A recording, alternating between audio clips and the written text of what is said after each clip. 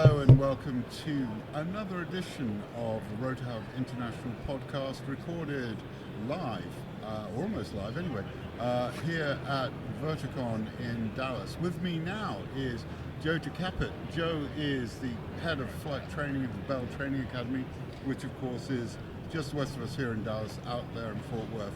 I had the distinct pleasure of actually visiting the BTA.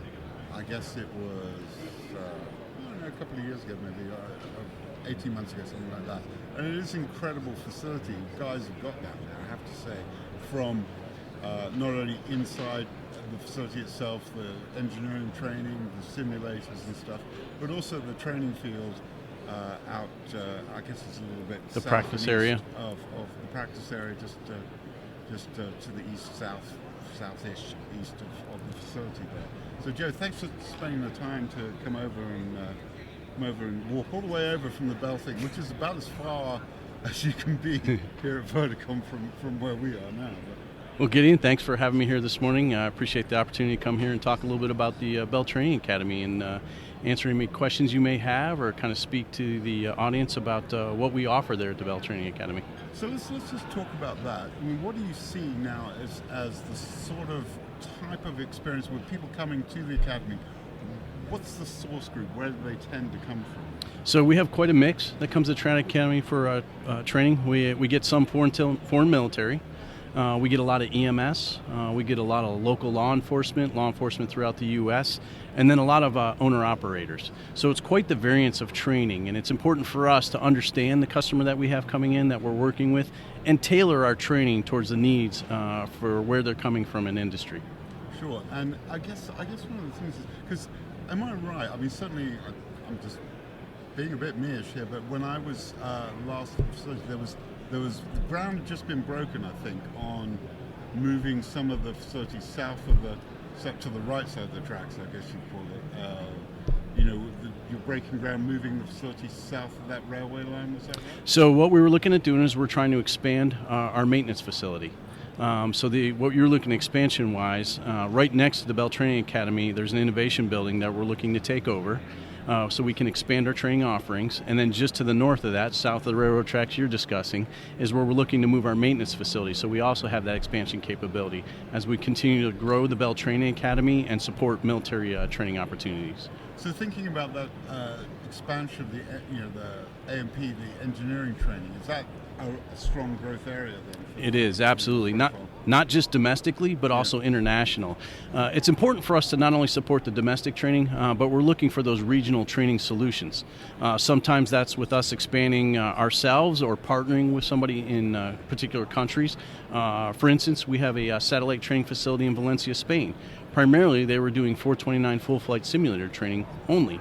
Now we've moved a 429 training device there so that we can offer technical training in that location also.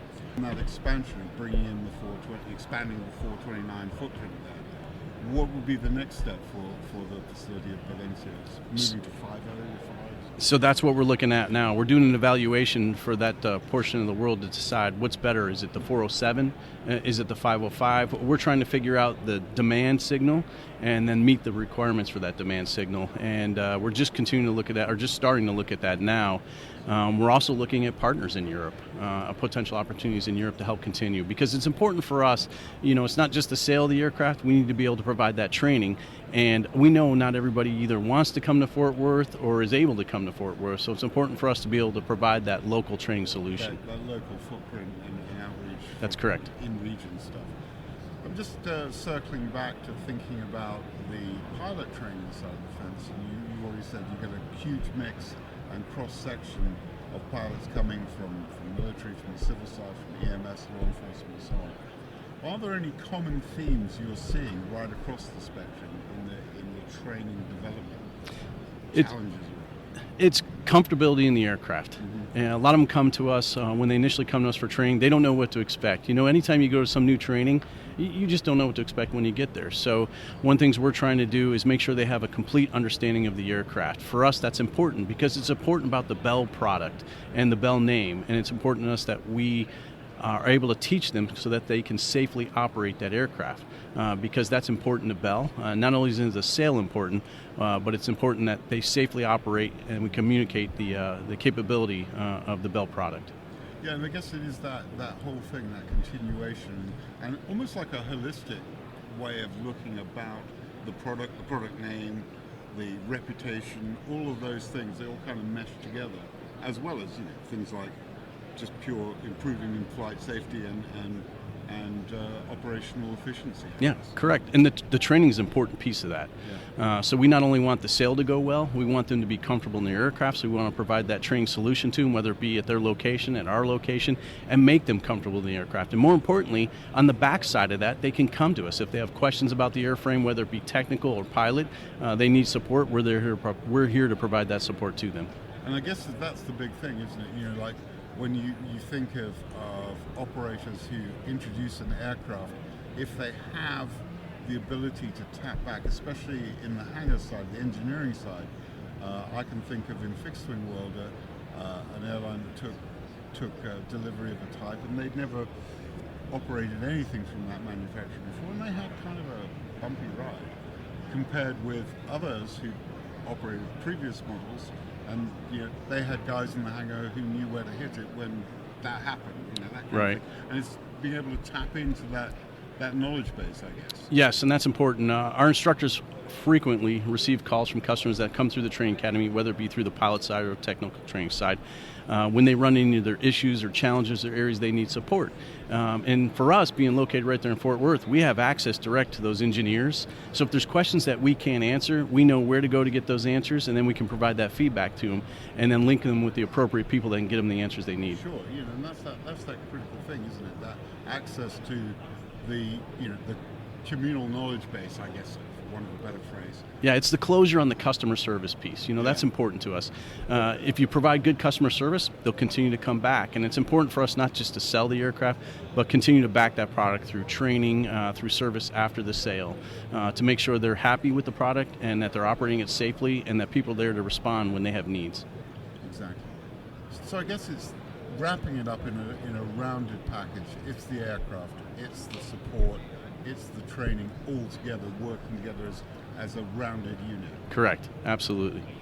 Joe, that's been an enlightening thing, and I appreciate you taking the about half-mile walk down from the Bell stand this morning.